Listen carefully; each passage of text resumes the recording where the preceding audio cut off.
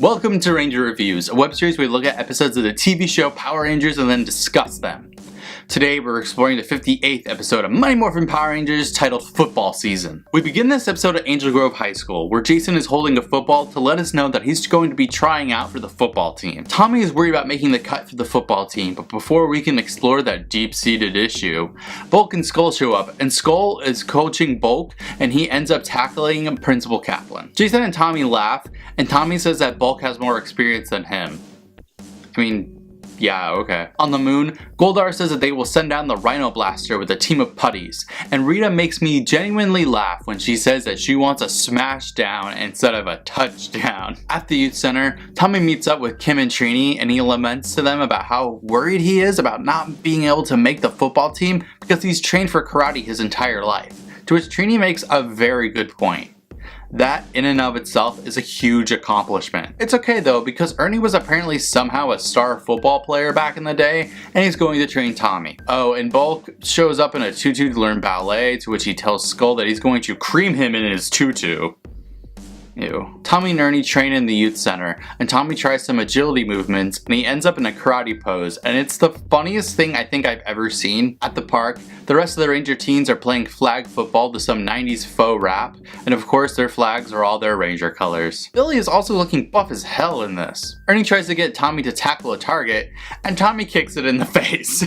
I love dumbass Tommy. Oh, and Bulk and Skull are doing balance exercises in detention in the Benny Hill style. At the park, the Rangers are still playing football, but now they're flipping through the air because these kids can't do anything without showing off. This is somehow the perfect opportunity for the putties to be sent down, and we see Billy do a bunch of flips, and I love it because they're finally letting David Yost do something in these fights. He's such a good gymnast, and it was ignored for most of the season, so I'm pleased to see it going to good use. The rest of the putty fight is decent too, all to the tune of Ron Wasserman's 541. Zordon beeps them, and they go to the command center, to which Zordon warns them that Rita has a football game of her own coming up.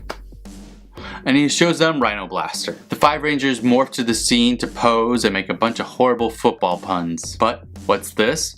Putties show up in football outfits, and they can't defeat the putties in this because somehow they're not fighting. They're just shoving them? Oh, and then the Rhino Blaster just teleports the Rangers to the multi-dimensional vortex. Zordon says that this is what he feared, but he never said a damn thing about this. At the youth center, Tommy's communicator goes off as he gets off of a stationary bike and he teleports to the command center. Zordon catches him up and he says, "Now, let the power protect me. It's morphin' time." What?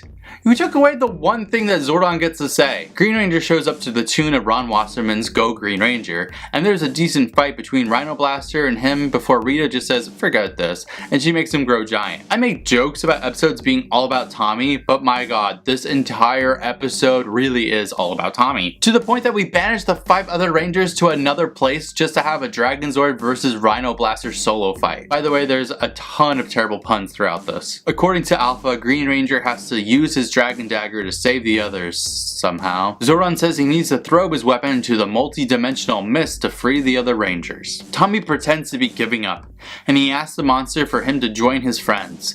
And Rhino Blaster says no, but he tries to suck Tommy into the multi-dimensional mist anyways. Tommy throws his dagger and says it worked without us seeing literally anything happen. And he climbs aboard Dragonzord, but he actually gets beaten and thrown out of his Zord. Then the vortex appears, and the Megazord just straight up walks out of it.